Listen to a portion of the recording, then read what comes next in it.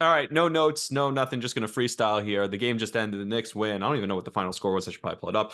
Pull up the box score as well. But the Knicks win. They take a 3-1 series lead on the Sixers. And I mean, all I can say is Jalen Brunson, because I mean, what else can you say at this point? 97-92 the final. Jalen Brunson with 47 of the Knicks' 97 points, the rest of the team 50 points. Look, I love Josh Hart. I love, Dante DiVincenzo and what some of the guys have done in this series. It was clear in that series or in that game, I should say, that the Knicks were going to go as far as Jalen Brunson took them. And that's it. It was Jalen Brunson and nothing. And Jalen Brunson was enough. And that is the greatest performance I've seen from a Knick in my lifetime. I mean, truly, 10 assists, controlled everything. I was talking about how it's almost malpractice that the Sixers weren't sending more doubles, trapping, picking him up more than they were, even though they were doing a ton. Like, they should have doubled him on every possession. No one else could hit a shot. And I was like, it's malpractice by Nick Nurse. And then the fourth quarter, they threw everything at him. The whole focus was on him. And it was clear that no one else on the team even knew what to do with the ball in their hands. They looked like they've never picked up a basketball before in the fourth quarter down the stretch of the game. And we'll get to the Sixers because they looked like they didn't know how to play basketball either in the fourth quarter of that game. And we'll go through the whole game, I guess. I mean, this is just wild. This is instant reaction. This is what you get. And Jalen Brunson, that is the number one greatest performance. And again, I'm 26 years old. I haven't seen a ton. That is the greatest playoff performance I've seen by a Knick in my lifetime.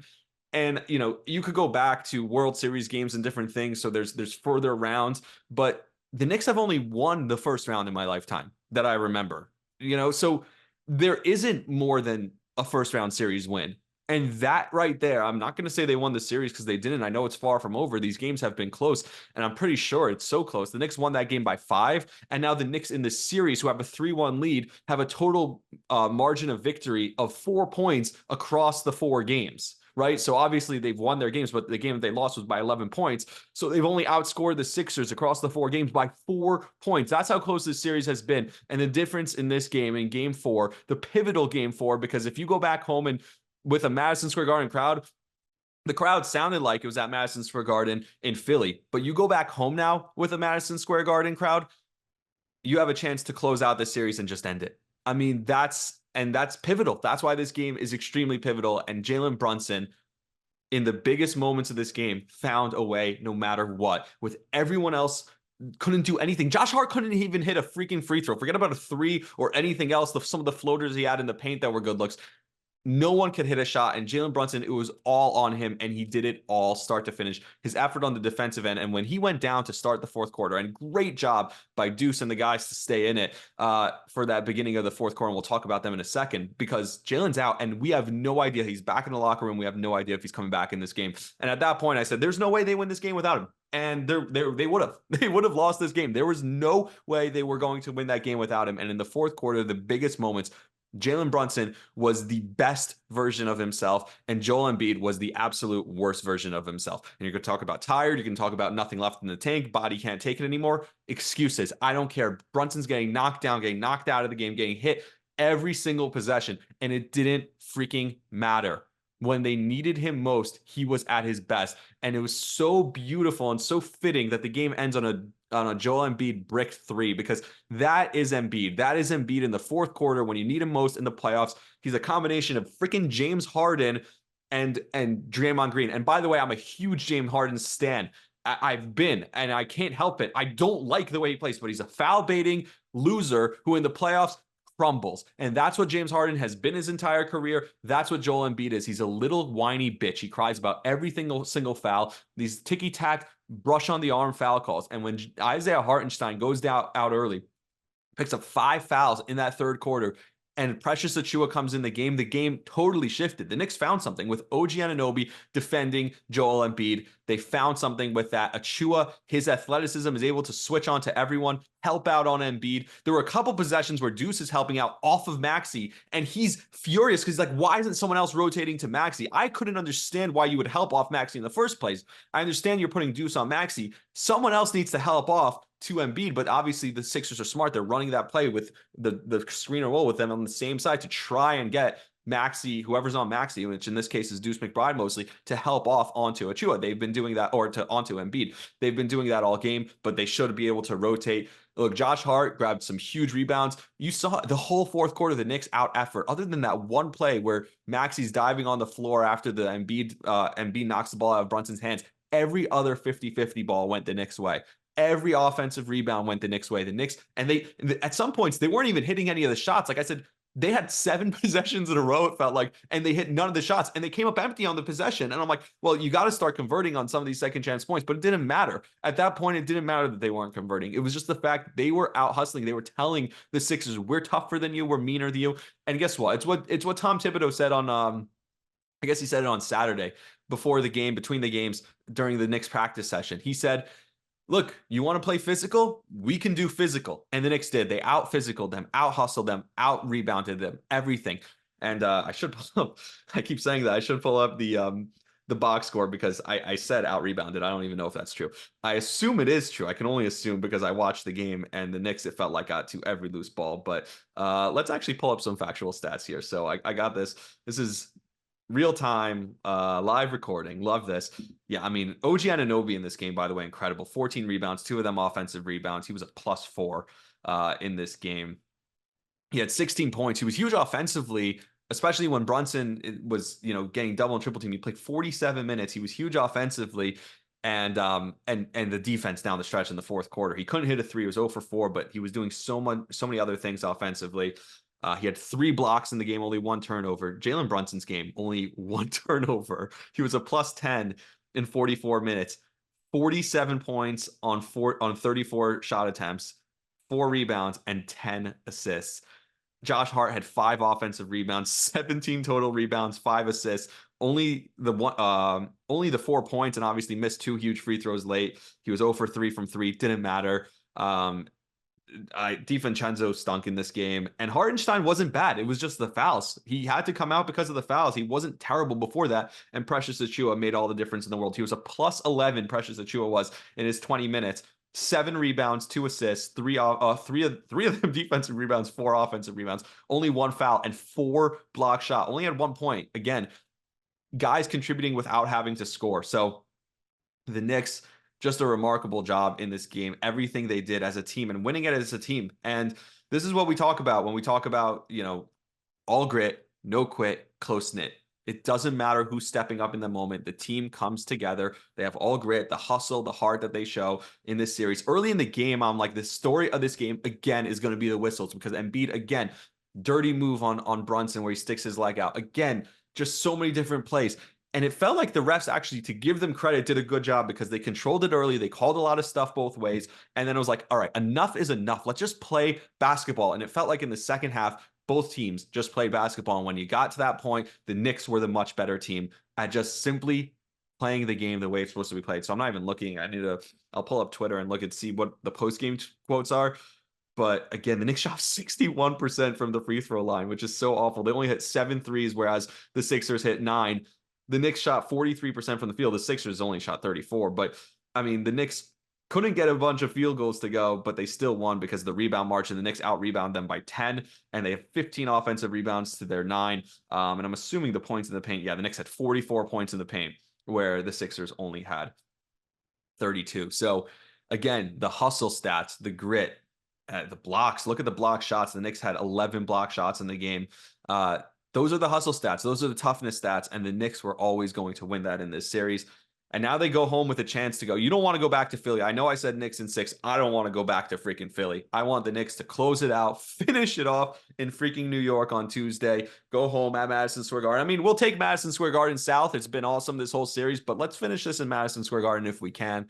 And again, as much as I said about everyone else, I can't say enough about Jalen Brunson. Now, the 3 guys who are on the floor, the closing 5, and another great job by Tom Thibodeau to go with the hot hand, to go with the guys who were giving them the most when they needed it most at the end of the game. He went with Achiuwa and with McBride, and having that smart sensibility about him where McBride thought he was coming out when Brunson came back in, and Tibbs like, no, DiVincenzo's coming out. DiVincenzo has struggled, so you're going to stay in the game, and DiVincenzo's going to come out. And DiVincenzo, team player, on the sideline, up cheering for his teammates. That's what he does. So again, the Knicks found a way every time, and Bogdanovich goes down, getting hurt right away, gets taken out from underneath him by Batum. He gets hurt, doesn't matter. So many different things. It looked like Josh Hart was stepped on purposely by Embiid, and Ruko called it out properly, and Richard Jefferson couldn't say a bad word about the Sixers all game and couldn't say anything positive about the Knicks all game. Yeah, I don't know. That's not even his compliments were backhanded. Like Jalen Brunson is the greatest player by far I've seen for the Knicks in my lifetime. Okay, yeah, great. We didn't have any great players. Congrats. And by the way, with the great players the Knicks have had in the last 21 years, Jalen Brunson is the greatest, or 23 years, Jalen Brunson is the greatest Knick of that time. That's my opinion. But Richard Jefferson, the way he says it, and then he's like, I don't know, I can't say intent with Embiid. You can say intent when this guy is the most flagrant fouls in the league, and that includes Draymond Green in less games than Draymond Green. So, I mean, everything in this game, the Knicks did exactly what they have to do. They out-rebounded the Sixers 15-9 on the offensive boards, like I said. Josh Hart, incredible in this game. This is some quotes now. Let's get some quotes. Some quotes from Tom Thibodeau. Just kept battling. The number of guys just stepped up like we've done all year. Again, it's the guys who step up. It's everyone who, doesn't matter who it is, it's stepping up as a team. He said everyone questioned the rebounding with Josh at the 4. We've been the best rebound team all year. Everyone questioned Jalen being a leader. You know, we've got that. We've got a lot to prove. So again, people said, and this is coming even after 2 games of the series, can Jalen Brunson be the best player in the series? And Jalen Brunson has by far been the best player in the series. And I know Embiid has had a 50-point game. Embiid disappeared in this game in the fourth quarter. I don't care what excuses you want to make. Maxey disappeared in this game in the second half. And Jalen Brunson stepped up, and Jalen Brunson has been the best player. And if you ask who can be the best player on a championship team, it's a guy who can do this when no one else can get anything going, can't even hit a free throw. Jalen Brunson doing everything on his own. There was one possession, probably with a minute and a half left, where Jalen Brunson said, all right, just isolate. Get me one-on-one. I forget who was on. It may have been Batum or Harris. And he's like, I'm just going to draw a foul here. No one can hit a shot, myself included. He missed a couple shots in a row. Everyone was exhausted. I'm just going to go one-on-one, drive towards the rim, see what I can do here. And he knew he needed to draw the foul. It felt like he knew that the only way for him to get anything going there was to draw a foul and get to the line, and he did. And that is just an incredible job. Like I said, Duce, OG, and Achiuwa, the way they played, their defense and rebounding in that fourth quarter, and Hart, keeping them on the floor by Thibodeau, great job. And this is what you come to expect from Joel Embiid in the playoffs. And I'm just trying to read through my tweets because that was my stream of consciousness throughout the game. I hate Joel Embiid. Jalen Brunson was awesome. And look, it's funny because Boomer Esiason was talking about how Achiuwa got you to this point. He was so good all year. How can you abandon him now? But at the same time, it didn't make sense to play him in the first couple of games with Mitchell Robinson out and obviously the Hartenstein foul trouble. Achiuwa stepped up, and this is such a great job by Achiuwa. Again, it's not about him. He knew that he wasn't getting as much playing time. He could have pouted. He could have not been ready. When they called on him, despite having not played the first 2 games of the series, despite barely playing in game 3, when they called on him and needed him most, he was as good as he's been all year long for the Knicks. I wish he could finish some of those shots at the rim because he's right there and he just needs to put those in. But everything he's done for this team is truly remarkable. I'm blown away by this team over and over again, and yet I'm not surprised. I've watched them all year. I've watched Tom Thibodeau since he's taken over this team. I've watched them since the OG trade, and I've watched Jalen Brunson on a nightly basis for the last 2 years. I didn't believe he could be this. I don't think anyone did 2 years ago. Even at the end of last year, I wasn't sure they could be this version of him. Over the last 2 months, he's been the greatest athlete I've seen, and I talk so much about how I feel in a childish way about athletes, like this admiration when you look up to them. And I never thought there would be another guy that I'd feel that way again about. And Jalen Brunson has been that guy. I mean, he makes me when I'm watching him, I'm just the emotion, pure raw emotion that I have running through me watching him is something I can't control. And I never thought I would experience at the age of 26 when this guy's about my age. He's probably maybe a year older than me or so. It's just unreal. And he's taken over a city and the crowd at Madison Square Garden. I hope he can keep it going. He's been better on the road. And he talked about that on their podcast, actually, with Clyde Frazier. He's like, yeah, I've been better on the road my whole career. I don't know what it is. I hope he can keep it going at home. And he wasn't even great shooting the ball. He had only 2, I think he was 2 for 8 from 3. So it wasn't like he was great shooting the ball, but I hope when he comes home, he can keep it going and this Knicks team can keep going. I mean, Jalen Brunson, just that's all I have to say. Special player making special plays, and they put the Sixers on the brink. Now the Rangers, um, sweep night tonight, hopefully. So I'm looking forward to that. I'll be on the Rangers pregame with Bare Minimum and the Hockey Today later today, obviously coming up. So we'll do some of that stuff live on TikTok to talk Rangers. The Rangers in game 3, I mean, they outplayed them for most of the game, but at the end of the game, really that whole third period, it really felt like it was just, hey, Igor, bail us out. And Igor did, and Igor was incredible in that game. I think he only ended up with like 27 saves. It wasn't he had a ton of saves. And 27 is a decent number, but he just bailed them out, felt like time and time again. So great job by Igor in that game, and I expect them to close it out. I expect it to be a mostly. Here's what I want: everyone who was at the Sixers game, Knicks fans, and if you're a Knicks and Rangers fan, you can now flock down to there's MSG South and I guess MSG further down south, and go to Washington and watch the Rangers sweep the Capitals. I hope for that. Now, I don't know if I should do it here because I do have some draft reaction, executive decision in real time. I'm gonna skip it for now, because I'll do it next week when there's less to talk about. If there's a day off from the basketball, hopefully the Knicks close it out on Tuesday. But obviously, we'll talk about whatever happens Tuesday night on Tuesday night. And I'm hoping the Knicks find a way to close out the series on Tuesday night. If they don't, we have to go back to Philly. There'll be more to talk about. But again, I'm not going to have one of these again till at the earliest Tuesday night or Wednesday morning. So we'll do this again then. But just again, to me right now, I don't even have like anything smart or wise or witty for you. Just proud of what I've seen. I love this team. They fight no matter what, no matter what's going on, and with everything, the way this game went, the chippiness back and forth. There was one team that stood up and rose to the occasion, and the other team crumbled. And the Knicks have been the team that stood up to the occasion every single time, and I'm thrilled. It's been one of the most incredible things for me to watch as a sports fan. And I know I'm in the moment and I'm biased, and it's only the first round. A game like today from Jalen Brunson with no one else doing anything tells me that this team can go to the finals, and I'm not going to put a cap on this team. I'm just not.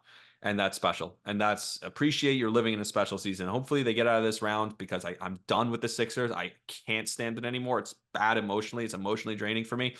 But let's get to the next round. Hopefully they do it on Tuesday. They win in 5. I think they will. And we could go from there. But Jalen Brunson, that's all. Jalen freaking Brunson.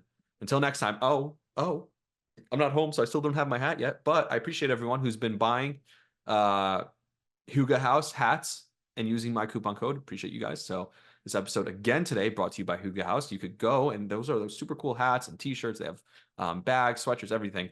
Whole bunch of swag, and it means cherish the little things. Love that. I'm cherishing the little things like Jalen Brunson. He's a little thing. And I cherish him right now. And so I love their motto. I love their saying. And then I also love their swag. Like, it's super cool stuff. You see Aaron Rodgers wearing it out and about, and more people are going to be starting to wear it. You're going to see a lot of people wearing this stuff. So I noticed it right away the first time he wore it. I looked it up and I did my research on it. He said, yeah, it means cherish the little things. And now I have an endorsement with them. So if you go to the website, and I'll leave the link in the description, you can use the code Rami, Rami, my first name, and get 15% off your first order. And it's great. Helps me grow this page, and it helps you guys because you have some super cool swag and you get it for 15% off. So use the code Rami at Huga House. Until then, appreciate you guys all for listening and watching and playing along. Jalen freaking Brunson. Let's go Knicks.